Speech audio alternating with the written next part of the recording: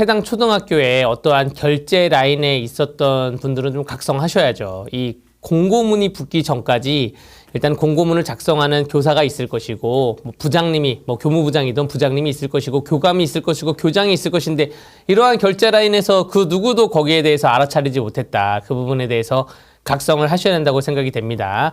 개인정보보호법은 개인정보를 침해하거나 유출하는 자에 대해서 처벌을 하고 있습니다. 여기서 개인정보는 무엇이냐?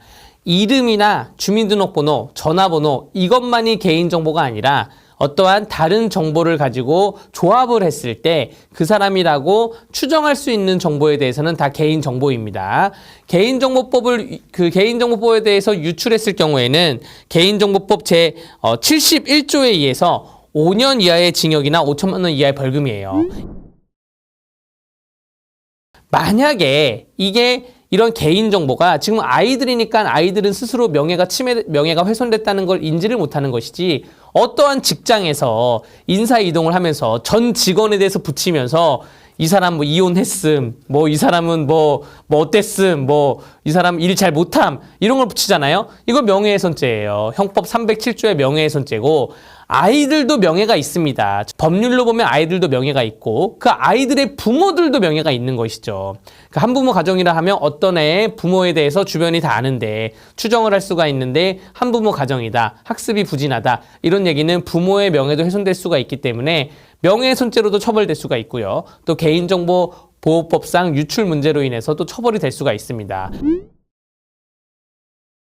학교에서는 지금 사과만 하고 안전하게 끝났다고 하지만, 이거에 전파 가능성이 굉장히 적어서 사과를 했는지, 아니면 또 전파를 다 했음에도 불구하고 학부모들이나 학생들이 이해를 해서 사과만 하고 끝난지는 모르겠지만 재발 방지 약속까지 했겠죠. 여기에 대해서 실상 피해자가 어떠한 조치를 취하고 싶다라고 하면 형사적인 법적 조치를 취할 수가 있고요. 민사적으로도 손해배상 청구할 수가 있습니다. 왜냐면 그 학교 얘기만 들어보면 학교 애가 보고 나서 집에 가서 울고 불고 나 엄마 없는 거 애들이 알게 됐다. 아빠 없는 거 애들이 알게 됐다.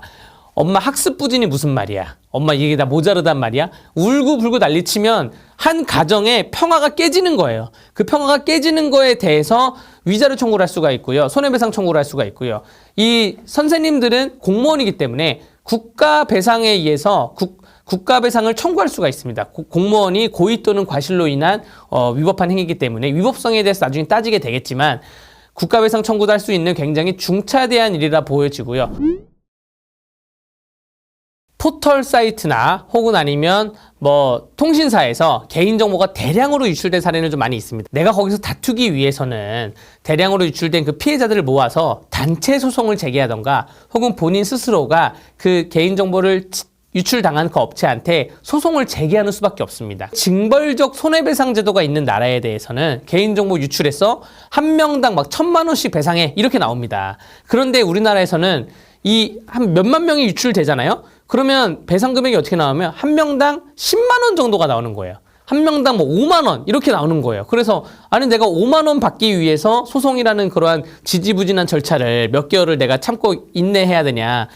그러한 문제가 있는데, 그렇기 때문에 개인정보보호법상에 아예 집단소송이라는 그 제도가 들어오긴 했습니다. 소비자 단체를 통해서 집단소송을 할 수가 있는데, 집단소송을 해도 거기에 대해서 실익을 잘 몰라요. 심지어 그래서 내가 소송을 걸어놓고 잊어먹고 있다가 나중에 이제 내가 소송을 했었지? 라고 돈이 들어오는데, 들어오는 돈을 보고 에게라고 생각이 드는 그러한 게 있는데, 이거는 제도를 좀 개선을 해서 개인정보보호법상 유출이 됐으면 거기에 대해서는 징벌적 손해배상을 가능할 수 있게 해야 되지 않나 생각이 됩니다. 다를 개인정보가 유출이 되면 이게 어떠한 범죄에 어떻게 이용될지도 몰라요. 그렇기 때문에 여기에 대해서는 제도적으로 좀 확실하게 잡고 넘어가야 된다고 생각이 됩니다. 다량의 개인 정보를 다루는 분들, 그 개인 정보 하나하나를 내 가족의 개인 정보를 다룬다라고 생각을 하시면 되실 것 같습니다. 해킹이나